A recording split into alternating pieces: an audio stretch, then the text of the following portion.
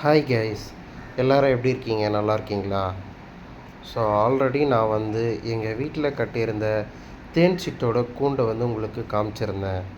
So அதில் பார்த்தீங்கன்னா ஒரு தேன் சிட்டு முட்டை இட்டு வச்சிருந்துச்சு.